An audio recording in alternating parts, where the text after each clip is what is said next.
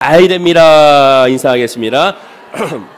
오늘 말씀 출애굽기 32장 7절에서 10절의 말씀으로 하나님께서 진멸하고자 하시는 것이라는 제목으로 잠시 말씀의 은혜를 나누고 우리가 기도하기 원합니다. 세상의 불신자들은 성경에 나와 있는 말씀 가운데 가장 싫어하는 말씀, 구약의 하나님이 잔인하다고 하는 그런 말씀 가운데 하나가 바로 가나안 전복대에 하나님께서 어린 아이들까지도 다 진멸하라는 그런 말씀 구절에서 세상 사람들은 하나님은 잔인하다, 기독교의 하나님은 너무 냉혹하다라고 비난하고 있는 것을 보게 됩니다. 그런데 이 불신자들만 이렇게 비난하는 것은 아닙니다. 하나님을 믿는 하나님의 사람들도 심지어 하나님 너무하지 않는가 이렇게 비난하는 것을 보게 되죠. 예수님 시대에도 마찬가지였습니다. 예수님 시대 유대 종교 지도자들은 예수님이 귀신 들린 자를 고쳐줬을 때, 예수님이 귀신 들린 자를 고쳐줬네. 이 귀신 들린 자를 고쳐준 것은 누구인가? 바로 메시아가 아니겠는가? 하나님께 약속하신 그 약속의 메시아다라는 것을 깨달아야 되는데 그렇지 못하고 귀신 들린 자를 고쳐주는 그 모습을 통하여 바리새파 사람들, 유대 종교 지도자들은 귀신의 왕이 바로 이 바알세불의 힘을 빌어서 귀신 들린 자를 쫓아냈다고 비판하고 정죄한 것을 보게 됩니다. 한마디로 예수가 귀신이라는 것이죠. 귀신을 쫓아냈다고 선포하게 된 것입니다. 이에 대하여 예수님이 뭐라고 말씀하셨습니까? 스스로 분쟁하는 나라마다 망한다고 했습니다. 그 나라가 어찌 스스로 분쟁하는데 일어설 수가 있으리요? 귀신을 쫓아내면 어찌 일어날 수가 있으리요? 당연히 너희들의 비난은 논리적으로 맞지도 않는다, 성립되지도 않는다라고 꾸짖는 것을 보게 됩니다. 오늘 본문이 바로 그 예수님의 말씀하신 것과 똑같습니다. 이스라엘 백성들은 4절과 오늘 본문 9절에서 우상을 만들었습니다. 그 우상이 금송아지 우상을 아주 크게 만들게 되죠. 그리고 그 우상을 만들어 놓고 너희를 인도한 애굽에서 인도한 너희들의 신 야훼라고 선포하고 그 금송아지에서 예배하고 축제를 벌인 것을 보게 됩니다. 근데 가만히 생각해 보면 이와 같은 코미디는 어디에도 없죠. 왜냐하면 애굽의 우상신이 송아지신, 즉 소의 신인데도 불구하고 지금 송아지신을 만들어 놓고 우리를 인도해낸 신이라고 그들이 축제를 벌이고 있는 겁니다. 한번 생각해 보십시오. 애굽의 신이 애굽에 있는 네 노예들을 살려주기 위하여 애굽의 신이 애굽에 있는 백성들을 죽이고 장자들을 죽이고 애굽의 신이 애굽에 있는 병사들, 최정예 병사들을 다 수장시킨 것에 불과하기 때문에 그렇습니다. 결국 애굽의 신이 애굽의 나라를 멸망시킨 것과 마찬가지의 모습으로 그들이 섬기고 있다는 것이죠. 이는 예수님이 말씀하신 것처럼 스스로 분쟁하여 많은 결과를 그대로 드러내는 모습이라고 할 수가 있게 되는 것이죠. 예수님은 이렇게 예수님에 대하여 귀신으로 말하는 바리새파 사람들 향하여 성령을 회방하는 죄는 절대로 용서할 수 없다고 바로 그 다음 구절에 선포하는 것을 보게 됩니다. 성령 해방죄가 다른 죄가 아닙니다. 예수를 믿지 아니하면 그것이 바로 성령 해방죄가 됩니다. 예수를 믿지 않는데 어찌 구원을 받을 수가 있습니까? 예수 믿지 아니하면 구원받지 못하고 심판을 받게 되게 되는 것이죠. 하나님 나라에 들어가는 것이 아니라 결국 지옥에 갈 수밖에 없는 겁니다. 즉 성령 해방죄는 복잡한 것이 아닙니다. 예수를 믿지 않으면 성령 해방죄고 또 예수를 믿지 못하게 만드는 그 죄도 성령 해방죄라고 할 수가 있게 되는 것이죠. 오늘 본문과 예수님의 말씀은 다시 말해서 신약에 있는 하나님과 또한 구약에 있는 그런 하나님은 결국 같은 하나님이라는 것을 우리에게 말씀해 주고 있습니다. 죄에 대하여 동일하게 심판하시고 죄에 대하여 동일하게 그것을 적용하시는 하나님이라는 거죠. 신구약의 하나님이 절대로 다른 하나님이 아닙니다. 같은 하나님이기 때문에 죄에 대한 반응도 같은 하나님이기 때문에 죄를 처리하는 그 과정도 같은 하나님이기 때문에 그에 대한 방식도 똑같을 수밖에 없습니다. 그때 다른 하나님이 아니라는 거죠. 한마디로 하나님은 죄에 대해서 진멸하신 하나님이라고 오늘 본문에 말씀하게 됩니다. 이러한 배경하에서 오늘 본문의 말씀 좀 더 우리가 한번 그 말씀의 은혜를 나눠봐야겠습니다. 본문의 배경의 사건은 아주 간단합니다. 출애굽을 하자마자 이스라엘 백성들은 너무나도 기뻐했습니다. 바로 그 기쁜 그 순간에 모세는 하나님의 불을 불어 말미암아 하나님의 산에 올라가서 하나님의 말씀을 듣게 되죠. 하나님의 말씀 받기 위하여 하나님의 산에서 그 말씀과 하나님과 교제하게 됩니다.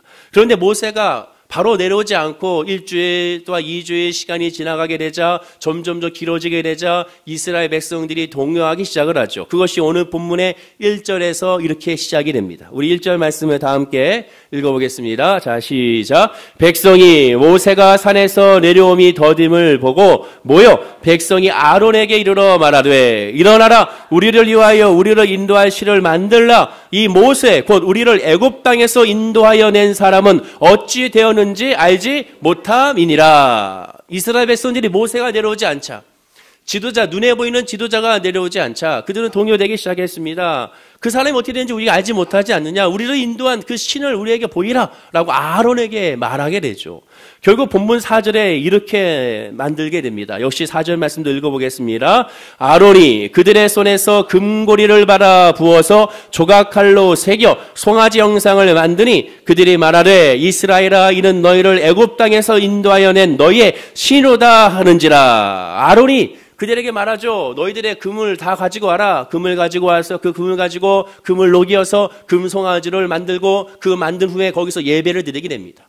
이렇게 만드는 것은 바로 하루 만에 만들어진 것이 아니죠. 오랜 기간을 통하여 결국 금송아지를 만들어서 지금 이것이 야훼라고 그들이 섬기고 있는 것을 보게 됩니다. 하나님은 이에 대해 화를 나시게 되죠. 어떻게 화를 내셨습니까? 그것이 본문 10절로 화를 내게 됩니다. 역시 읽어볼까요? 자, 시작. 그런즉 내가 아는 대로 두라. 내가 그들에게 진노하여 그들을 진멸하고 너를 큰 나라가 되게 하리라. 내가 그들에게 진노하고 그들을 진멸할 것이다. 하나님은 금송아지를 만들어서 야훼라고 말하고 있는 그들을 향하여 하나님은 진노하셨습니다. 그 진노의 끝은 진멸하겠다는 거죠. 그들을 다 한마디로 죽이겠다는 겁니다. 그렇습니다. 오늘 본문의 이 사건은 성경 전체를 봤을 때 하나님께서 진멸하겠다고 하신 뜻의 최초의 사건입니다. 하나님이 최초로 그들을 진멸하겠다고 말씀하신 사건이 됐죠. 그런데 그 진멸의 대상이 누구냐? 하나님을 알지 못하는 이방인인가? 이방인이 아닙니다. 오늘날 말하면 불신자인가? 불신자가 아닙니다. 하나님이 지금 진멸하고자 하는 그 대상은 이방인도 아니요 불신자들도 아닙니다. 바로 누구냐? 하나님이 택하시고 하나님이 사랑하시고 하나님의 약속의 말씀, 언약의 말씀을 준 하나님의 백성들인 이스라엘 백성들을 향하여 진멸하겠다고 말씀하시는 겁니다. 언약의 백성이죠. 물론 이어지는 본문의 14절을 보면 이렇게 말씀합니다. 이 14절 말씀도 읽어볼까요? 자, 시작. 여호와께서 뜻을 돌이키사 말씀하신 화를 그 백성에게 내리지 아니하시니라. 하나님의 말씀은 잘 봐야 됩니다. 하나님께서 모세의 중보기도를 들으셔서 여호와가 뜻을 돌이켜 말씀하셨다고 이렇게 말씀하고 있습니다. 그래서 백성에게 화를 내리지 않았다고 말씀하게 되죠. 그러나 하나님께서 말씀한 이 뜻은 그들에 대한 죄에 대한 징계, 징벌을 내리지 않겠다는 그런 뜻은 아닙니다. 성경을 전체로 봐야 하는 이유가 바로 여기 있는 거죠. 바로 이어지는 본문 28절에 보십시오. 우리 28절 말씀도 읽어보겠습니다. 레위 자손이 모세의 말대로 행하매 이날의 백성 중에 3,000명가량이 죽임을 당하리라. 3,000명가량이 죽임을 당하겠는데 어떻게 죽임을 당했습니까? 칼로 바로 낭자당하여 죽임을 당하게 됩니다. 도륙을 당했다는 거죠. 무려 3,000명입니다. 혹자는 말할 수 있어요. 200만의 이스라엘 백성 중에 겨우 3,000명이 죽었지 않습니까? 라고 말할 수 있을지 모르겠습니다. 200만 명 중에 3,000명이면 작은 숫자라고 누군가가 말할 수도 모르겠어요. 그러나 하나님은 우상 숭배 잔치를 벌인 사람들을 한 명도 빠짐없고 진멸하신 것이라고 말씀하게 되는 겁니다. 하나님의 심판은 절대적으로 공명정대한 심판입니다. 죄에 대한 대가를 반드시 요구하세요. 죄에 대한 대가를 반드시 치러야 되는 겁니다. 여러분아 여기서 오해하지 말아야 되는 겁니다. 하나님의 뜻을 바꿨다는 것이 그들의 죄를 그냥 넘어가겠다. 그들의 죄를 내가 더 이상 묻지 않겠다. 이런 말이 아닙니다. 하나님의 언약의 백성으로 계속 남아있게 하겠다는 거예요. 이스라엘 백성들에게 주어진 그 언약의 그 말씀을 폐기하지 아니하고 그 언약의 말씀을 계속 유지시켜 주겠다는 뜻이 이 말씀의 뜻이라고 오늘 성경 출애굽기 32장에 전체적으로 말씀하게 됩니다. 부분만 띄어서 보게 되면 하나님이 이들을 징계하지 않았구나. 그렇게 잘못 해석할 수가 있습니다. 그것이 아니라 죄를 지은 그들은 반드시 징계했으나 그러나 그들의 언약은 하나님께서 유지했다고 하나님 말씀하게 되며 아예 그냥 언약까지도 폐기했다는 뜻이 아니라는 것이죠. 구약 성경을 자세히 보면 하나님의 직접 손을 들어서 치신 족속은 이스라엘 족속입니다. 대표적인 예를 들어볼까요? 민수기 16장에 고라당이 바로 모세 지도력에 반발했습니다. 모세에 대하여 반발하고 모세의 말을 듣지 않았어요. 그래서 하나님께서 땅을 갈라서 산채로 그들을 다 매장시켜버렸습니다. 동조했던 제사장 250명도 성막에 나오게 한 후에 성막에 나오자마자 하나님의 불로 그들을 다 태워서 죽이고야 말았습니다. 그 다음날 백성들이 모세에게 다가가서 말하죠. 어찌 이렇게 할 수 있습니까? 어찌 제사장 250명 불에 태워 죽일 수가 있으며 산채로 저들을 땅에 매장시킬 수가 있습니까? 라고 항거합니다. 그렇게 항의하고 불만과 불평을 터뜨렸던 그런 원망하는 사람들 무려 14만 7천 명을 바로 전염병으로 연병을 흐르다 바로 또 하나님은 죽게 했습니다. 민수기 25장에도 마찬가지죠. 거짓 선지자 발람의 유혹에 넘어가 바알볼의 우상을 숭배하고 섬겼던 자들 24,000명을 역시 연병으로 바로 그 자리에서 심판하신 것을 보게 되죠. 다시 강조하지만 하나님은 지금 누구에게 심판하고 있느냐? 이스라엘 대상을 향하여만 심판하고 있습니다. 이방 민족이 아닙니다. 불신자들이 아닙니다. 이스라엘 백성들, 하나님을 믿고 하나님을 따른다는 백성들, 하나님을 믿고 출애굽했던 백성들, 하나님을 믿고 바로 건너와 하나님의 믿음 안에서 살고 있는 이 백성들 향하여 하나님은 지금 징계하고 있는 것이죠. 그리고 그들은 죄로 말미암아 정말로 심판을 받은 겁니다. 심판 받을 수밖에 없는 죄를 지었고 그 죄에 따라서 공명정대하게 하나님은 심판하셨다는 거죠. 이를 두고 하나님은 사랑이 없어, 하나님은 사랑이 하나님인데 어찌 이렇게 심판할 수가 있느냐고 말하는 분들이 있습니다. 하나님이랑 그렇게 하면 안 되지. 그러나 만약에 모든 사람은, 한번 태어난 사람은 죽는 건 다 마찬가지인데 죽고 나면 심판에 있다고 했는데 그 마지막 심판의 때에도 하나님은 어찌 이럴 수가 있습니까? 이 마지막 심판의 때에 왜 나를 심판하십니까? 하나님은 사랑이 없습니다라고 말할 수 있을까요? 그 사람은 그때에도 그렇게 말할 수가 있을지는 모릅니다. 하나님의 심판은 확실하게 이루어지게 되고 그 심판 앞에 어느 누구도 말할 수 있는 존재는 없다라는 것이죠. 이방 족속 중에 하나님께서 직접 손으로 치신 족속은 오직 한 족속밖에 없었습니다. 바로 이스라엘 족속이고 또 하나 족속이 있다면 이방 족속은 애굽 족속밖에 없어요. 그것도 한 번에 하신 것이 아닙니다. 무려 애굽 족속에 대해서 10번이나 참아주고 10번이나 기다려주고 애굽 족속을 치신 것을 보게 돼요. 하나님은 하나님을 따르지 않는 한 가지 이유만으로 이방 족속을 진멸하시는 분이 아닙니다. 하나님의 백성은 400년이나 타국의 종사이로 고생을 시켜가면서 가나안 족속이 회개하기를 기다리셨다가 그들에게 이스라엘을 이 적각구리는 가나안 땅으로 인도하신 것을 보게 되죠. 하나님은 기다려주신다는 거죠. 무조건 심판은 아니라는 겁니다. 요나의 예를 보십시오. 이스라엘에게 극도의 잔혹한 죄악을 범한 니느웨를 하나님은 바로 심판하지 아니하고 오히려 구원을 베풀려고 하자 요나가 하나님께 반발을 하게 된 것을 보게 됩니다. 왜? 니느웨는 이스라엘 백성들에게 우리가 일본을 싫어하는 것처럼 더 싫어하는 민족이었기 때문에 니느웨에게 복음을 전하고 그들을 회개시키는 것을 이 요나가 용납하지 않았던 거죠. 그래서 가기 싫었던 겁니다. 그러나 하나님은 그에게 가라고 말씀하시게 되죠. 그런데 이스라엘 백성들보다 하나님을 섬기지 아니하는 이방 민족들은 더 잘 먹고 잘 살았습니다. 그거에 대해 하박국 선지자는 너무나도 불만과 불평이 커져갔죠. 하나님 이럴 수 있습니까? 하나님을 섬기고 하나님을 예배하는 우리 민족들보다 왜 하나님을 섬기지 않은 저 우상을 섬기는 저 민족들이 잘 먹고 잘 삽니까? 저는 이것에 대해 하나님 불만과 불평을 가질 수밖에 없습니다. 하나님께 따진 것이 바로 하박국서인 것을 보게 됩니다. 한마디로 하박국서에서 하박국 선지자는 하나님을 따르는 의인은 왜 고통을 많이 겪고 하나님을 거역하는 악인은 왜 도리 형통한지 어찌된 연문인지 하나님께 묻는 것이 하박국 선지자라고 할 수가, 하박국 선지자의 하박국서라고 할 수가 있죠. 가나안 전쟁에서 어린아이까지 진멸하신 것은 예전에 말씀드린 것 마치 그만큼 죄악이 관여했기 때문에 그렇습니다. 도저히 돌아올 수 없는, 아무리 기회를 주고 아무리 그들에게 또한 여러 가지 가능성을 준다 하더라도 돌아오지 않았기 때문에 그렇습니다. 즉 타락의 도가 한계점을 넘었기 때문에 그렇습니다. 우리가 믿음으로 알아야 될 것은 하나님의 심판은 절대로 오류가 없다는 거고 하나님의 계획은 반드시 오류가 없다는 거고 하나님은 인간이 아니고 육신이 아니기 때문에 실수하지 않는 분이라는 것을 믿음으로 우리가 아멘하고 깨달아 알아야 한다는 것이죠. 그런데 가만히 한번 묵상해 보십시오. 여호와 하나님의 진멸 대상과 이방 족속은 당연히 아니고 따지고 보면 이스라엘 백성인 것을 우리가 알 수 있다고 말씀을 드렸습니다. 그러면 이스라엘 백성들을 하나님 정말 진멸하고자 했던 것인가? 역시 그것도 아니라는 거죠. 겉으로는 이스라엘 백성들을 진멸하고자 했으나 사실 이스라엘 백성을 진멸한 것이 아니라 이스라엘 백성들 안에 있는 그 죄악을 하나님 진멸하고자 했다라는 겁니다. 하나님의 진멸의 대상은 이방 민족도 아니고 불신자들도 아니고 이스라엘 족속도 아니고 바로 이 죄악, 하나님을 섬기지 않은 이 죄악을 하나님은 진멸하고자 했다라는 것이죠. 가나안 전복 전쟁에서 아이들까지도 진멸하였던 명령은 하나님의 백성들이 이 땅의 더러운 죄악에 절대로 오염되지 말라는 것이었습니다. 하나님의 백성들이 반드시 거룩해져서 이 땅에 거룩한 하나님의 나라를 세우라는 열망의 표현이 바로 이 표현이라고 할 수가 있죠. 그만큼 하나님의 백성, 하나님의 사람을 하나님은 너무나도 뜨겁게 사랑하신다는 반증이 여기 안에 있게 되는 겁니다. 하나님의 관심은 오직 하나님의 백성들에게 향하고 하나님의 관심은 하나님의 사람들이 행하며 여기서 말 하나님의 사람들은 모든 사람들을 행한다는 것을 알게 됩니다. 특정하게 이스라엘 백성들만 편애하여 사랑하신 분이 아니라 모든 사람들, 모든 백성들 하나님의 피조물을 하나님을 다 사랑하신다고 성경 우리에게 말씀해주고 있게 되는 것이죠. 정리하며 말하면 하나님의 관심 모든 열방, 모든 사람들을 향하여 있다라는 겁니다. 자, 그 증거가 어디 있습니까? 요한복음 3장 16절이 바로 그것이 증거죠. 우리 다 함께 한번 읽어보겠습니다. 큰 소리로요. 자, 시작. 하나님이 세상을 이처럼 사랑하사 독생자를 주셨으니 이는 그를 믿는 자마다 멸망치 않고 영생을 얻게 하려 하심이라. 하나님이 세상을 이처럼 사랑하사, 이 세상을 사랑하십니다. 하나님은 모든 사람을 사랑하셔요. 하나님을 믿는 사람만 사랑하는 것이 아니라 모든 사람을 사랑하십니다. 여러분들이 텔레비전에 나와 있는 그런 악독한 그런 범죄자들도 하나님을 사랑하십니다. 그 사람 때문에 예수님이 십자가에 죽으시고 부활하신 거예요.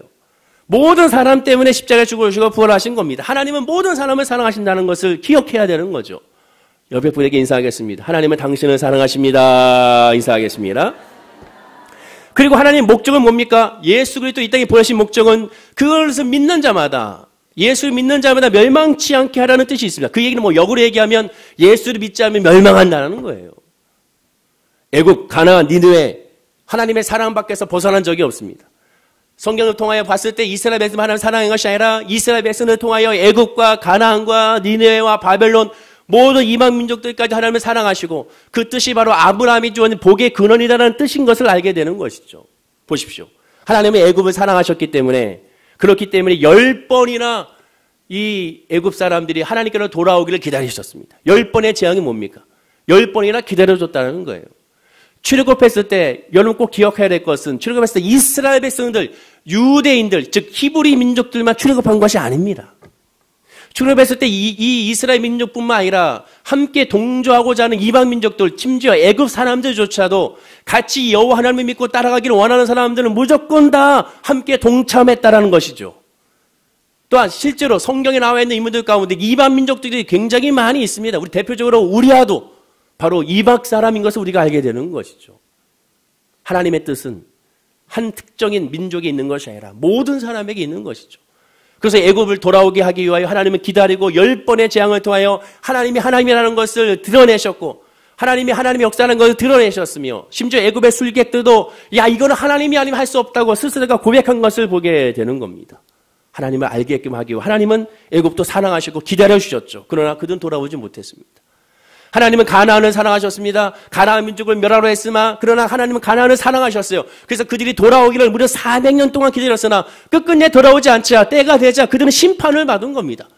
기회를 하나님이 주셨어요. 돌아오러 기회를 주셨어요. 오늘도 마찬가지예요. 지금 있는 모든 사람들에게, 여기 있는 분뿐만 아니라 이 세상 모든 사람 하나님은 기회를 주십니다. 복음을 전해주십니다. 돌아오라는 거죠. 그러나 돌아오지 않게 되면 결국 그 끝은 심판과 멸망밖에 없는 것이죠. 말 그대로 정말 사망에 이르게 되는 겁니다. 하나님은 니느웨를 사랑하셨습니다. 그렇기 때문에 요나 선지자, 가기 싫어서 도망갔던 요나 선지자를 물고기 뱃속에 3일 동안 있게 해서 끄집어낸 후에야 비로소 그를 보냄으로 말미암아 하나님의 말씀을 선포하고 그들을 이끄신 것을 보게 되는 것이죠. 하나님은 모든 사람을 사랑하십니다. 특별한 사람만 사랑하는 것이 아니라는 거죠. 저와 여러분뿐만 아니라 모든 사람을 사랑하셔서 그 때문에 예수님이 이 땅에 오시고 십자가에 죽으시고 부활하셨음을 우리가 기억해야 되는 겁니다. 하지만 애굽은 스스로 완악해져서 하나님의 공의를 끝까지 거부하게 되죠. 하나님을 깨달으라고 10가지 재앙과 홍해의 기적까지도 일으켰는데도 불구하고 그 정도 기적이 일어났으면 사실상 엎드려야 되지 않겠습니까? 와, 내가 믿는 이 신, 이 애굽의 신, 이 애굽의 라신, 애굽의 이 송아지 신들은 아무 의미가 없구나. 아니, 이 신들은 아무런 의미가 없는, 아무 힘없는 껍데기에 불과하구나. 정말 저 이스라엘의 섬기는 저 야훼 신, 저 엘 신이 진짜 신이구나. 거기에 엎드려야 정상이지 않겠습니까? 그러나 그들은 돌아오지 않았습니다.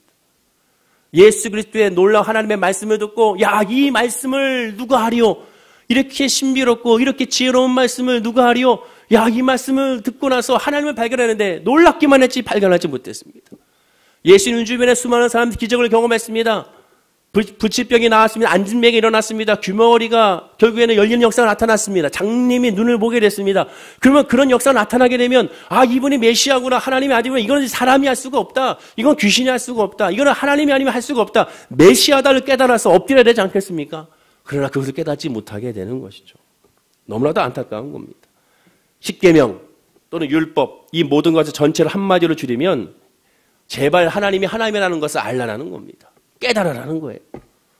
근데 하나님을 깨닫지 못하면 어떻게 됩니까? 자기 생각과 자기 뜻과 자기 계획과 자기 원하는 방식으로 흘러가게 되는 것이죠. 데살로니가전서 5장 22절에 이렇게 말합니다. 우리 다 함께 읽어보겠습니다. 시작. 악은 어떤 모양이라도 버리라. 악은 어떤 모양이라도 버려야 돼요. 복음으로 나가야 되는 겁니다. 아무리 좋아 보여도 그것이 복음과 상충되면 행하지 말아야 되는 거예요. 오늘이 또한 석가탄신이지 않습니까? 성탄절만 되면 어떤 일이 일어납니까? 성탄절만 되면 2000년도 이후부터 각 절에서 기쁘다 구주 오셨네를 같이 플랜카드를 걸고 그 절에서도 크리스마스 트리를 만들어서 거기서 우리 찬송가 기쁘다 구주 그걸 같이 불러주고 있습니다. 그래서 세상 불신자들은 야 종교가 화합됐다고 좋아하게 되죠. 그러면 석가탄신이나 우리도 그렇게 해야 됩니까? 우리도 석가탄신을 같이 축하하고 같이 해야 됩니까? 세상 사람이 좋아 보인다고 해서는 안 되는 거예요. 다른 종교를 존중하는 것과 인정하는 것은 차이가 있는 겁니다. 다른 종교를 존중을 해주지언정 인정해서는 안 됩니다. 인정이 안 되기 때문에 야훼 하나님밖에 없기 때문에 아무리 좋아 보여도 그것을 행할 수 없는 거예요. 우리도 이 석가탄신이라고 여기다가 우리가 등불을 달고 할 수는 없는 겁니다. 우리가 성탄절에 등불을 달아서 쭉 똑같이 할 수는 없는 거예요. 왜? 악은 어떤 모양이라도 버려야 되기 때문에 그렇습니다. 지난 금요일 날 제가 친한 목사님한테 카톡으로 사진이 하나 왔어요. 제가 차마 보여드릴 수는 없습니다. 부끄러워서 보여줄 수는 없는데 사진이 왔는데 그 사진에 이번에 5월달에 우리 교단은 5월달에 목사 안수가 있거든요. 그러니까 목사 안수를 앞둔 두 분의 전도사님이 목사 안수를 앞두니까 이 목사 안수가 있다라는 그런 내용을 플랜카드로 전달하기 위하여 그렇게 크게 이쁘게 만든 거예요. 그러면서 저한테 야, 잘 만들었지 않냐고 저한테 보여준 한마디로 저한테 자랑한 거죠. 딱 봤는데 제가 보자마자 깜짝 놀랐습니다. 왜 그런지 아십니까? 거기 참 좋아요. 아주 잘 해놔서 사진을 잘 찍었어요. 두 분의 전도사님이 아주 멋지게 탁 해가지고 뒤에 교육자님들과 함께 목사 안수가 뭐 5월 며칠 날 있습니다 해가지고 누구 해가지고 했습니다 해놨는데 이 타이틀이 문제가 있어요. 타이틀이 뭐라고 적혀있냐면 거기에 있는 교회와 그 다음에 그 대교구 해놓고 그 뒤에 어벤져스 대개봉 이렇게 해놓은 거예요. 여러분 어벤져스라고 거기다 크게 해놨습니다. 타이틀이 어벤져스입니다. 지금 이 전도사님들이 목사 안수를 받는 이것을 가지고 어벤져스라고 얘기한 거예요. 어벤져스. 기가 막힌 거죠. 어벤져스가 뭡니까? 복수자들, 원수를 갚는 사람들이라는 뜻이 있는데 예수 그리스도의 믿음은 예수 그리스도 십자가의 보혈은 원수를 갚는 것이 아니고 사랑이거든요. 예수님이 십자가에 달려 돌아갔을 때 나는 원수를 갚게 해요. 나는 십자가에 죽는 거야. 이렇게 얘기한 것이 아닙니다. 주여 저들을 용서하여 주옵소서. 저들이 하는 짓을 알지 못하나이다. 스데반 집사님이 원수를 갚으려고 돈에 맞은 것이 아니에요. 복수하려고 돈에 맞은 것이 아닙니다. 복수와 원수를 갚는 것은 우리가 해야 될 것이 아니에요. 주의 종이 해야 될 것이 아니에요. 성경에 나와 있지 않습니까? 이건 하나님의 영역이라고 해서 하나님이 하신다고. 보수하신 하나님, 복수하신 하나님, 은혜를 그들에게 모든 걸 끼치신 하나님이라고 분명히 말하고 있습니다. 이제 주의 종이 내는 분들한테 어벤져스라니요. 더군다나 어벤져스는 뭐예요? 오늘날의 현대판 신화라고 할 수가 있습니다. 현대판 신화의 모습을 갖추고 있는 건데 물론 보기에는 좋아 보일 수 있어요. 무슨 의미인지는 알겠어요. 그러나 그것이 복음과 상충되면 하지 말아야죠.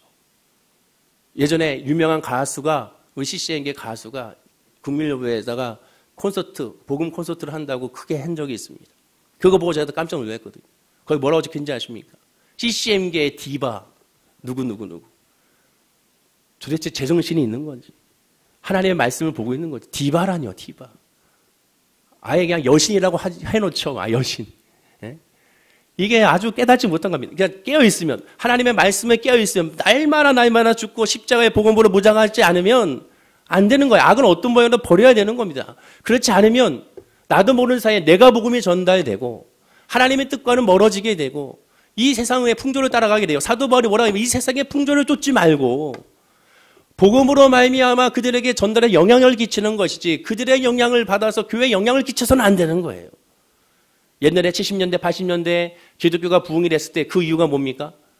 교회에서는 문학의 밤이라는 것을 해서 기독교 문학의 밤을 해서 아이들이 접해보지 못했던 세상에 접해보지 못했던 것을 교회에서 접하면서 교회에서 많은 융성한 기독교 문화적인 활동이 일어났습니다. 오늘날은 그것이 반대가 됐죠. 미국의 많은 가수들의 첫 번의 모습은 다 CCM 가수로 시작됐습니다. 교회에서 연주하고 교회에서 찬양하고 이랬던 분들이 나중에 유명한 가수가 된 사람들이 많이 있죠. 교회를 통하여 하나님의 말씀과 복음을 통해 이 세상에 나가서 영향을 끼치는 사람이 돼야지. 교회의 영향력이 아닌 세상 영역에 교회에 들어와서 교회를 그냥 풍지박소로 만들어서는 되는 거죠. 복음을 왜곡시켜서는 안 되는 것이죠. 히브리서 12장 4절에 사도 바울 히브리서에서 이렇게 말합니다. 우리 다 함께 한번 읽어볼까요? 자, 시작. 너희가 죄와 싸우되 아직 피 흘리기까지는 대항하지 아니하고. 죄와 싸워서 피 흘리기까지 싸워야 됩니다. 즉 늘 정신 차리지 아니하면 하나님의 뜻이 아닌 자기의 뜻으로 갈 수가 있다는 거예요. 어벤져스라니요. 그리고 그걸 놓고 기쁘다고 하고 있는 모습을 보고 너무나 안타까웠습니다. 그러면 이것을 어떻게 설명해야 될 것인가? 어떤 분들은 말하면 너무 과한 거 아니야? 과할 수가 없습니다. 지금 그거 말하는 그 자체가 의미하는 것이 뭔데? 사단은 그렇게 역사하거든요. 사단은 교묘하게 예배 드려 찬양해 열심히 봉사하고 헌신해. 그럼 거기에 예수가 없게 만들어요. 거기에 십자가의 복음이 없게 만드는 것이 오늘날 사단의 전략과 전술입니다. 찬양을 열심히 불러요. 1시간 냅다 찬양을 불러요. 청년들이. 그러나 하나님 말씀을 듣자 하면 다 잡니다. 말씀을 듣지 않아요. 찬양을 1시간 열심히 해요. 그러나 이제 말씀을 읽읍시다. 말씀을 읽지 않습니다. 말씀을 듣거나 읽지는 않습니다. 그리고 또 찬양합시다. 그러면 또 열심히 찬양합니다. 즉 찬양이 유행가가 되어버렸어요. 자기의 마음을 토해내는 그런 것이 됐습니다. 세상에 콘서트에 가보십시오. 세상에 콘서트, 노래하는 콘서트에 그 아이들도 세상에 노래 부르면서 눈물 흘리고 감동받고 난리가 납니다. 교회에서도 찬양 부를 때 눈물 감동을 받죠. 그것이 은혜 받은 것이 아니에요. 진짜 은혜는 뭡니까? 삶의 변화거든요. 예배 끝난 후에 내가 더 주님을 알고 싶고 더 하나님의 말씀을 알고 싶고 더 기도하고 싶어지고 이것이 돼야 되는 것인데 예배가 끝나고 나서 찬양 집회가 끝나고 나서 그 모든 걸 사라져버린다면 그거는 은혜 받은 것이 아니에요. 변화가 일어난 것이 아니죠. 사단은 아주 미혹의 영입니다. 교묘하게 우리에게 접근합니다. 우리가 한번 깨달아야 되는 거죠. 지난주가 어린이 주일이었습니다. 주일날이. 한 교회에서 세상에 어떤 목사님이 어벤져스가 요새 유행하니까 토르 복장을 타고 어린아이들하고 같이 어린이 행사를 하고 있습니다. 무슨 의미인지를 알겠습니다. 그러나 복음적으로 해야죠. 그래도. 하려면 그래도 복음적으로 해야죠. 토르 복장이라니요. 천둥의 신의 복장을 해서는 안 되는 것이죠. 정말 하려면 하나님의 말씀 중심으로 기도하고 주의 말씀으로 늘 해는 그런 모습이 돼야 되는 것이죠. 하나님은 이를 위해서 어떻게 하신다고 했습니까? 악은 모든 모양을 버리고 죄와 싸우기 위하여 우리를 어떻게 하신다고 했나요? 히브리서 12장 8절에 이렇게 하십니다. 우리 다 함께 한번 읽어보겠습니다. 자, 시작. 징계는 다 받는 것이거늘 너에게 없으면 사생자요 친아들이 아니리라. 징계를 주신다는 거예요. 왜? 악은 모든 모양을 버리게 하기 위하여 죄와 싸우기 위하여 우리에게 징계를 주신 하나님. 올해가 어버이 주일이지 않습니까? 어머니의 마음과 같이 하나님은 우리를 사랑하시기 때문에 관심이 있기 때문에 변화를 원하기 때문에 우리에게 징계를 주신 하나님이라는 것이죠. 하나님께 징계를 받는데 그래야 친백성이 되고 징계가 없으면 사생자여 남의 자식이라고 분명히 말하게 됩니다. 구태여 성경을 들먹이지 않아도 한국 속담 이런 말이 있죠. 미운 자식 떡 하나 더 준다는 말이 있습니다. 이 말 뜻이 뭡니까? 배불리 먹게 하면 배불러져서 나태해져서 공부를 게을리하게 된다는 겁니다. 그럼 훌륭한 사람이 될 수가 없다라는 거예요. 즉 미운 자식에게 떡을 더 주고 미운 자식에게 더 돈을 더 줘서 방탕하게 만든다는 의미가 여기에 있는 겁니다. 세상 어떤 부모도 그렇게 하지 않는다는 거죠. 미운 자식 떡 하나 준다는 이 뜻은 잠언이 말하는 바대로 자식을 사랑의 매우로 키운다는 뜻을 역설적으로 표현할 수가 있게 되는 것이죠. 그렇다면 하나님이 이방이 아닌 이스라엘을 진멸하는 것이 이스라엘의 고통이겠습니까? 벌이겠습니까? 그들에게 은혜겠습니까? 축복이겠습니까? 당연히 초등학생에게 물어봐도 이것은 은혜이자 축복이 됩니다. 나에게 나가는 고난, 나에게 나오는 징계가 있다면 그것은 우리에게 하나님 우리가 미워서 주는 것이 아니라 은혜고 하나님 우리를 변화시키기 위한 하나님의 모습이고 감사함으로 받을 수 있고 그 안에 있는 하나님의 뜻을 발견하는 것이 그것이 바로 진짜 믿음의 사람임을 기억하고 깨달아 알아야 되는 것이죠. 그런데 안타깝게도 공부하기는 시련이 떡만 달라고 하는 분들이 있습니다. 떡으로 배가 불러서 스스로 게으름에 빠지고 주님을 만나는 성화, 주님의 소명, 하나님의 뜻, 하나님의 계획, 하나님의 섭리, 하나님의 인도하심 여기에는 관심이 없습니다. 그저 빨리 떡을 달라는 것이죠. 그리고 그 떡의 크기가 믿음의 크기라고 생각하는 사람이 있습니다. 와, 내가 직장이 이렇게 잘 되고 있으니 저 사람 정말 믿음이 너무 좋은가 보다. 하나님이 정말 많이 사랑하시는가 보다. 저 사람의 사업이 너무 잘 되니 하나님 너무 사랑하시는 보다. 이렇게 해석하시는 분들이 있다는 거죠. 그렇지가 않습니다. 다시 강조하지만 하나님의 진멸의 대상은 사람이 아니라 바로 그 죄악입니다. 그런데 여기서 한 가지 또 놀라운 것을 발견하게 됩니다. 하나님이 진멸이라는 용어를 오늘 본문의 사건에 최초로 사용했으며 주목하라고 그랬죠. 우리가 성경을 통해 보았듯이 오늘 본문 이전에도 이스라엘은 여러 번 하나님을 거역했습니다. 그러나 하나님이 이끌고 간 상황과 여건이 너무 괴로워서 불만과 불평을 한 것이죠. 그런데 그때와 지금 완전히 다릅니다. 불만과 불평했을 때는 하나님 바로바로 그들을 징계하지 않았습니다. 불만과 불평해서 그렇지 않았지만 지금은 하나님 바로 징계하셨습니다. 왜 그러느냐? 그때와는 여건이 다르기 때문에 그렇습니다. 무엇이냐? 불만과 불평이 직접적인 우상을 섬기는 모습으로 이어졌기 때문에 그렇습니다. 직접 우상 숭배는 본문 사건이 최초인 것이죠. 그리고 하나님은 우상숭배의 죄를 딱 한 번이라도 짓자마자 바로 진멸하신 것을 보게 되는 겁니다. 구약시대의 심판의 첫째 원인이 뭡니까? 다 우상숭배입니다. 성경을 보십시오. 다 우상숭배. 다윗도 우상숭배. 솔로몬도 우상숭배. 야곱도 결국 우상숭배. 다 우상숭배. 다 우상숭배. 모든 원인은 다 우상숭배로 이어지게 되는 것을 보게 되죠. 결국 역으로 말하면 우상숭배만 하지 않으면 절대 하나님을 진멸하지 않는 하나님이라는 것을 알게 되는 것이죠. 우리가 말로는 원망과 불평을 할 수가 있어요. 하나님도 그 모르시는 것이 아닙니다. 그러나 그것이 직접적인 우상숭배로 이어지는 경우 하나님은 바로 우리를 징계하신다는 것을 우리가 알아야 한다는 거죠. 그러면 우상숭배했기 때문에 정말로 다 진멸하신 것인가? 또 그렇지도 않습니다. 그것은 결과에 불과합니다. 하나님은 마음의 중심을 보십시오. 직접적인 우상숭배라는 것은 우리의 마음의 가짐이 행동으로 일어난 결과라고 할 수가 있습니다.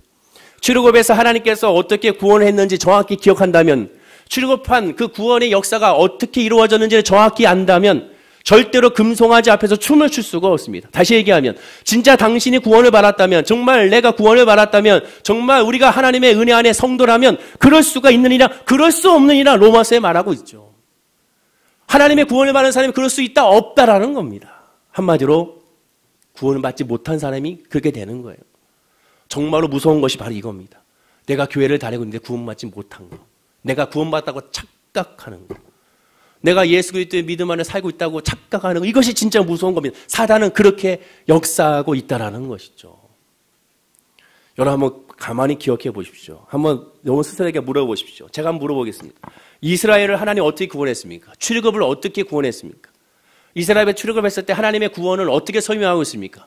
그들을 어떻게 구원했다고 하나님은 말씀하고 있나요? 성경을 통하여. 한번 여러분 스스로 한번 질문해 보십시오.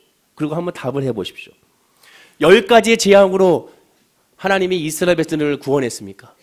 아닙니다. 10가지의 재앙으로 그들을 구원한 것이 아니에요. 그럼 홍해의 기적이 이스라엘 백성들을 구원하게 한 사건인가요? 역시 그것도 아닙니다. 성경은 그렇게 말씀하고 있지 않습니다. 이것으로 이스라엘을 구원한 것이 아니에요. 그럼 무엇인가? 성경에 분명히 말씀하는 것이 있습니다. 이스라엘 백성들은 문을 걸어 잠궜습니다. 이스라엘 백성들은 문을 걸어 잠궈 집 안에 머물고 있었습니다. 그리고 하나님을 전혀 보지도 못한 채, 듣지도 못한 채, 보지도 못하고 체험하지 못한 채 집 안에서 방에 콕 박혀서 밤새도록 있었습니다. 그 순간 어떤 역사가 나타났습니까? 어린 양의 피를 문설주에 바른 그런 집집마다 죽음의 사자가 넘어가는 역사가 있었죠.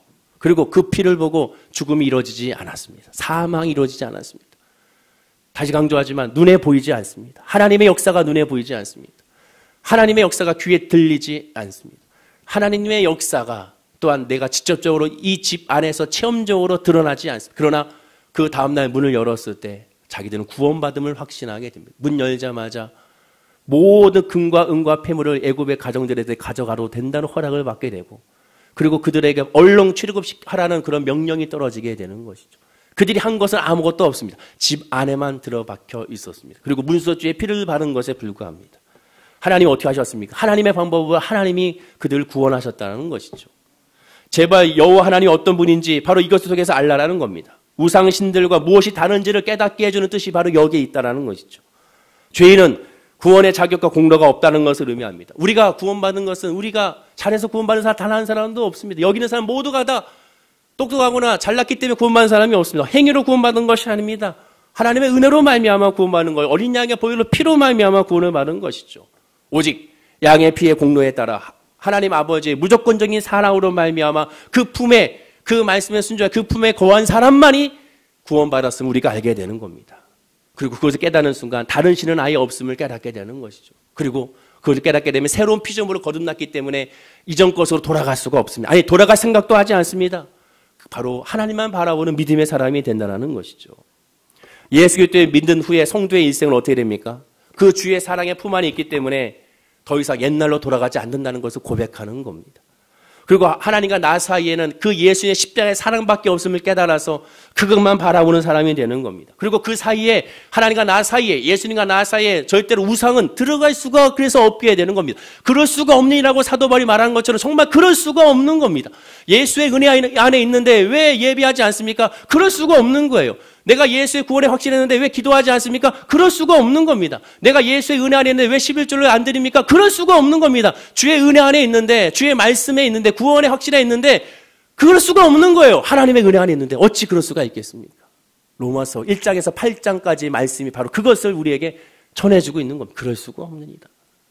은혜를 더하기 위하여 죄를 더할 수 있느냐? 그럴 수 없느니라. 은혜 안에 있는 사람 어찌 죄를 더할 수 있겠느냐? 죄를 싫어하시는 하나님의 성품을 알고 내 성령이 역사하시는데 그럴 수가 없다라는 거죠. 물론 인간은 육신의 사람이기 때문에 세상의 유혹에 잠시 넘어갈 수 있어요. 실수할 수 있어요. 인간이기 때문에 실수할 수 있어요. 그러나 그 중심에 예수를 모신다면 즉각적으로 돌아오는 겁니다. 아까처럼 어벤져스라고 걸어놓을 수 있어요. 잠깐 실수를 할 수 있어요. 그러나 그것을 깨닫게 되면 바로 떼야 되는 겁니다. 아, 내가 잘못했구나.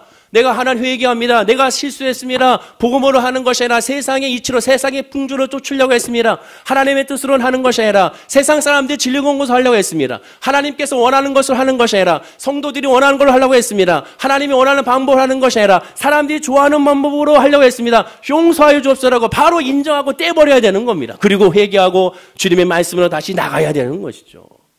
그것이 바로 믿음의 사람의 모습이고 하나님의 사람의 모습입니다. 성경을 보시면 알겠지만 실수하는 자에 대해 하나님께서 뭐라 하지 않았어요. 엘리야가 지쳐가지고 나 죽여달라 했을 때 하나님 뭐라 하지 않았습니다. 왜? 우리 인간이기 때문에 하나님 다 아세요. 여러분들 실수하는 거 아시고 슬퍼하는 거 알고 우울한 거 알고 외로워하는 거 알고 답답해하는 거 알고 불만과 불평 입에서 나오는 거 압니다. 하나님은 그것에 대해서 뭐라 하지 않습니다. 그러나 그렇기 때문에 더 주님을 바라봐야죠. 그런데도 불구하고 주님을 바라보지 않고 그런데도 불구하고 예배하지 아니하고 그런데도 불구하고 말씀 보지 아니하고 그런데도 불구하고 엎드리지 않기 때문에 하나님은 더 안타까워하신다는 것을 우리가 기억하고 깨달아 알아야 한다는 것이죠. 여호와 외에 다른 어떤 신도 없습니다. 여호와 하나님 외에는 다른 어떤 것도 우리를 책임져 줄 수가 없습니다. 주님밖에 없음을 기억하여 하나님과 나 사이에 뭐가 있는지를 다시 한번 점검해 보십시오. 예수의 십자가가 있으면 거기 사이에 다른 것들이 끼어들 수가 없습니다. 이 세상의 이치가 끼어들 수가 없습니다. 이 세상의 값어치가 끼어들 수가 없습니다. 이 세상의 물질에 끼어들 수가 없습니다. 하나님과 나 사이에 예수의 사랑만 있으면 그것을 만족한 여호와는 나의 목전하시니 내게 부족함이 없습니다라는 그런 놀라운 고백이 정말 우리 입술에서 터져 나올 수가 있게 되는 겁니다. 하나님께서 진멸하고자 하는 것은 우리의 자신이 아닙니다. 죄악이고 불신입니다. 그것을 오늘 이 시간에 예배를 통하여 기도를 통하여 깨트리고 주만 바라보기 원합니다. 이번 한 주도 주님과 함께 동행하여 주옵소서. 내가 주님만 의지하게 해달라고 간절히 구하게 되면 그 믿음이 하나님의 믿음, 하나님의 역사가 저와 여러분의 믿음의 삶 가운데 가득차 넘쳐나게 될 줄로 믿습니다. 힘들고 어려운 상황 가운데 질병 가운데 다른 거 구하지 마십시오. 주님만 구하면 됩니다. 그걸로 충분합니다. 예수를 구하십시오. 성령을 구하십시오. 그걸로 충분합니다. 그 성령의 은혜가 어떻게 우리를 삶을 인도하고 어떻게 우리의 질병을 치료하시고 어떻게 이 문제를 헤쳐나가게 하실 것인지를 기대하고 설레는 바라보는 그리고 그것으로 마음에 간증하는 우리 월계순 부모께 성도님 되기를 간절히 축원을 드립니다. 기도하겠습니다. 아버지 하나님 감사합니다. 믿음으로 구하고 믿음으로 간구합니다. 성령의 은혜가 우리 모두 성도님들에게 임하게 하여 주시옵소서. 기도하게 하시고 바라보게 하여 주시고 말씀으로 말미암아 일어나게 하여 주셔서 예수의 수 믿는 것 반증 것 많을 수 있도록 은혜와 은총과 복을 우리 성도님들의 믿음과 마음과 삶 가운데 이어지게 하여 주시옵소서. 우리는 어리석어 깨닫지 못합니다. 성령의 지혜를 주셔서 깨닫게 하여 주옵소서. 주님의 길을 걸어가게 하시고 주님의 뜻을 알게 하여 주시고 주님의 방법으로 행하게 하여 주시고 주님이 원하시는 모든 것에 중심에 바로 설 수 있도록 우리의 믿음이 하나님의 믿음으로 채워 주옵소서. 기도는 내 것을 버리는 작업입니다. 기도는 내 생각을 버리는 작업입니다. 기도는 내 가치관도 버리는 작업입니다. 기도는 내 이익도 버리는 작업입니다. 그리고 기도를 통하여 하나님의 것으로 채우는 작업이고 하나님의 것으로 채울 때 모든 것으로 완벽한 하나님의 은혜를 누리고 있음을 고백하는 우리 성도님들이 되게 하여 주시옵소서. 감사드리며 예수님의 이름으로 기도드립니다. 아멘. 우리 말씀